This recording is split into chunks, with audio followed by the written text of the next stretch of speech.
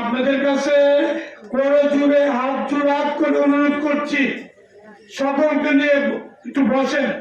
আমি তো বিশ্লেষণ দিলাম, এদের ব্যক্তিগত কি শক্তিটা আছে, হয়তো আপনাদের জানা আছে কি জানা আছেন আমি জানি না। ইকবাল সাহেবের সম্বন্ধে আপনাদের যেটুকু জানা আছে আমি একটু বলি, দয়া করে একটু শোনেন। ইকবাল সাহেবের যদি থানা বিএনপি সভাপতি পদটা বাদ দেওয়া হয়, মনির সাহেবের যদি সাধারণ সম্পাদক পদটা যদি বাদ দেওয়া হয়, তো বাদ দিয়ে একটু মাঠে নামেন। দরকার নাই আমার কোনো কমিটি, আমার বড় কমিটিও ভেঙে দেয়। আমরা কমিটি ছাড়া দলের জন্য কাজ করতে চাই। আমরা যদি দলের জন্য এই আন্দোলন সংগঠনে থেকে থাকি, সবগুলো ভিডিও ফুটেজ আছে।